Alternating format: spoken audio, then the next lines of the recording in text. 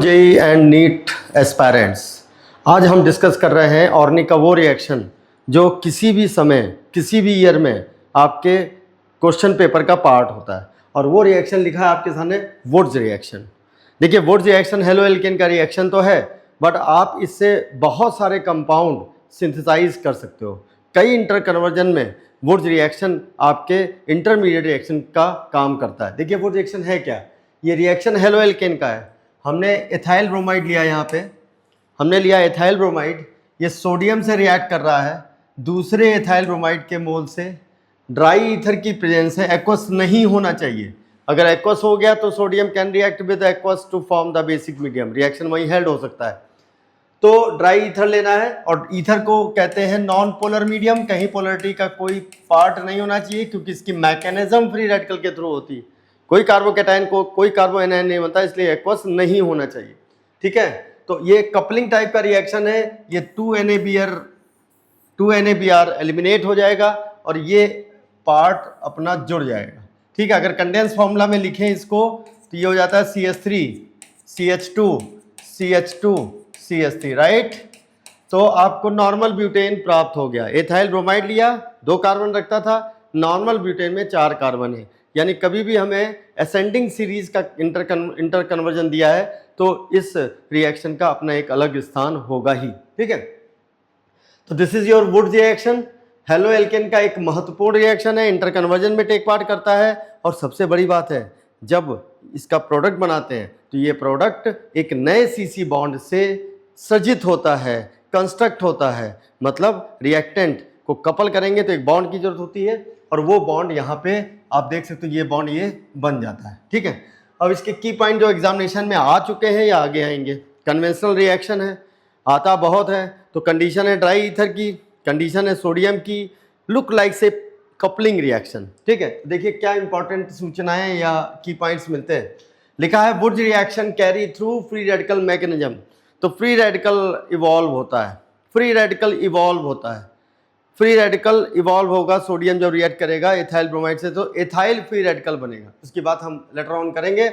दूसरा, जब भी हम प्रोडक्ट की तरफ देखेंगे तो वुड्स रिएक्शन के थ्रू अगर रिएक्शन कैरी कर रहा है तो हमेशा एक नए CC बॉन्ड का सृजन या कंस्ट्रक्शन होगा। देखिए 2 कार्बन और एक नया बॉन्ड बन गया।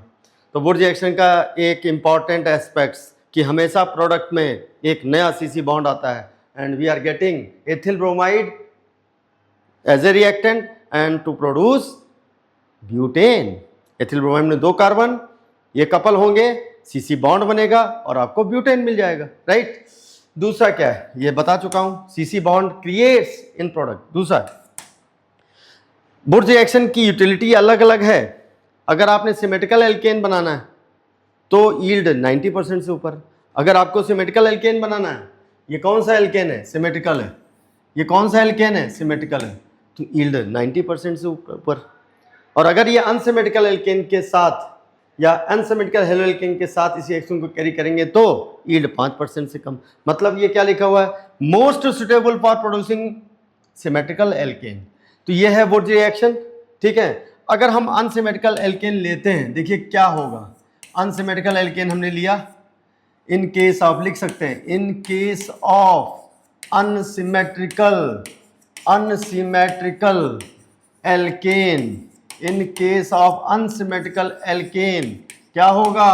CH3Br है, हमने क्या लिया? CH3 CH2 Br लिया, 3 कार्बन है, फिर सोडियम डाला, और सोडियम डालेंगे, यही कंडीशन डेवलप करेंगे तो हमें मिल जाएगा CH3 CH2 CH3 जो कि अनसिमेट्रिकल है, और इसकी यील्ड लेस देन 5% हो जाएगी। तो हम कह सकते हैं वुड्स रिएक्शन सिमेट्रिकल एल्केन, यानी ऐसा एल्केन बने जिसको 2 हम उचित पार्ट में, इक्वल पार्ट में डिवाइड कर पाएँ, तो ये बनाने में सबसे ज़्यादा यील्ड देगा।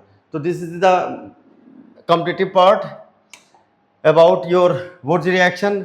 बहुत ही इंपॉर्टेंट रिएक्शन है। सोडियम की कंडीशन है, नॉन पोलर मीडियम है, फ्री रेडिकल जनरेट होने हैं, कपलिंग टाइप रिएक्शन है, नया CC बॉन्ड पैदा होना है, फ्री रेडिकल कौन बनाएगा, Na प्लस CH3CH2Br, NaBr अलग हो जाएगा, इथाइल का फ्री रेडिकल कपल हो जाएगा and you are getting your product. This is very important reaction, very easy one also. और इसमें हम ये भी कह सकते हैं, क्या कह सकते हैं कि अगर हमने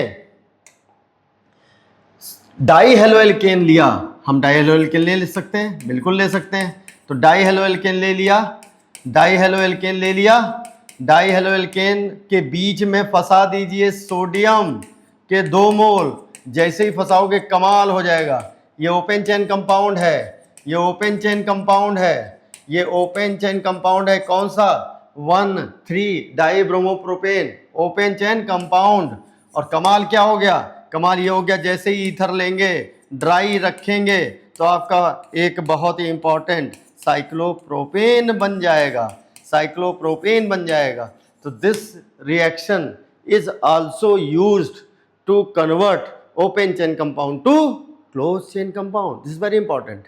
ओपन चेन कंपाउंड है, नया बॉन्ड बनाना है और ये क्लोज चेन में कन्वर्ट हो जाता है, राइट। देखिए ये आपका क्या है, 1,3 डाई साइक्लोप्रोपेन, कंडीशन दी बुड्स की, साइक्लोप्रोपेन बन गया, साइक्लोप्रोपेन बन गया। एक नया बॉन्ड यहाँ से फिर से बना, एक नया बॉन्ड यहाँ से फिर से बना, जिसने पूरा इतिहास ही बदल दिया। मतलब हम तो लेके चले थे क्या, ओपन चेन कंपाउंड, और बन गया क्लोज चेन कंपाउंड। तो my dear aspirants, Both reactions always help you to gain at least 1 or 2 questions in your coming NEET and JEE exams. Thank you very much. God bless you.